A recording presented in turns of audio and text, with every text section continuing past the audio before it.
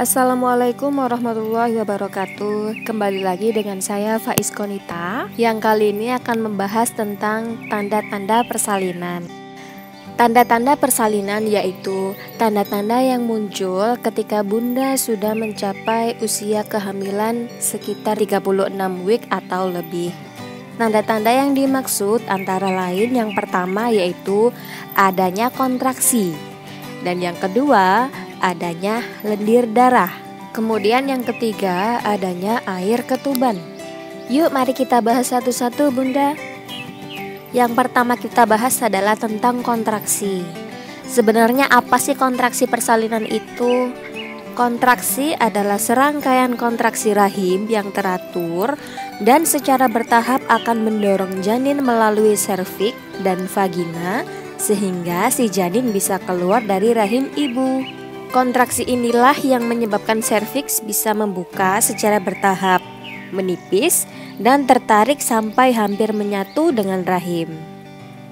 Kontraksi sendiri dibagi menjadi 4 kala, yaitu kala 1, kala 2, kala 3, dan kala 4. Apa itu kala 1 sampai kala 4? Kala 1 yaitu proses pembukaan. Kala 2 itu proses pengeluaran bayi. Kala 3 pengeluaran plasenta. Dan yang terakhir kala 4 adalah observasi perdarahan pasca persalinan. Kontraksi biasanya dimulai atau dirasakan dalam waktu 2 minggu sebelum atau sesudah HPL. Penyebab yang pasti dari mulai timbulnya kontraksi tidak diketahui.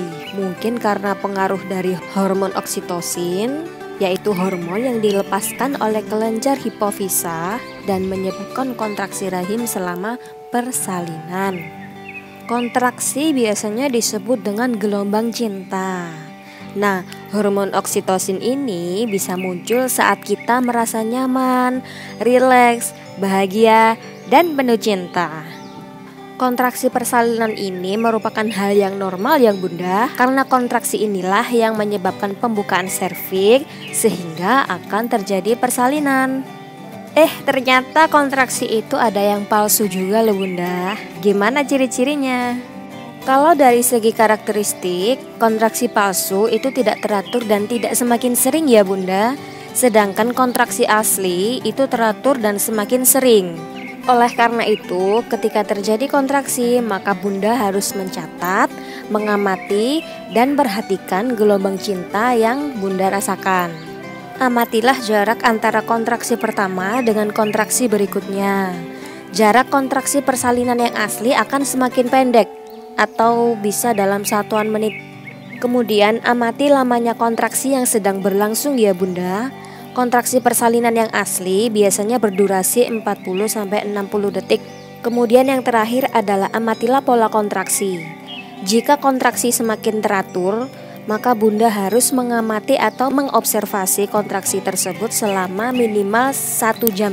Kemudian perbedaan yang kedua antara kontraksi palsu dan kontraksi asli, jika dilihat dari pengaruh gerakan tubuh, kontraksi palsu akan menghilang jika posisi tubuh ibu berubah. Misalkan yang awalnya ibu berdiri kemudian dibuat duduk, atau dari duduk kemudian dibuat beristirahat. Sedangkan kontraksi asli, jika sudah terjadi kontraksi, meskipun posisi atau gerakan tubuh ibu berubah, itu tetap bisa dirasakan. Kemudian perbedaan yang ketiga dari segi kekuatan kontraksi. Kontraksi palsu biasanya lemah dan tidak semakin kuat, atau mungkin menjadi kuat lalu melemah lagi. Sedangkan kontraksi asli itu kontraksinya dirasa semakin kuat. Nah, untuk perbedaan yang terakhir dari segi nyeri yang dirasakan, kalau kontraksi palsu itu biasanya hanya di bagian depan tubuh. Sedangkan kontraksi asli itu biasanya dirasakan awal-awalnya di punggung dan kemudian menjalar ke bagian depan. Nah bunda, itulah penjelasan untuk tanda-tanda persalinan yaitu kontraksi. Untuk yang lendir darah dan air ketuban, simak di video Faiz Konita selanjutnya. Terima kasih sudah menonton video ini, semoga bermanfaat ya bunda. Wassalamualaikum warahmatullahi wabarakatuh.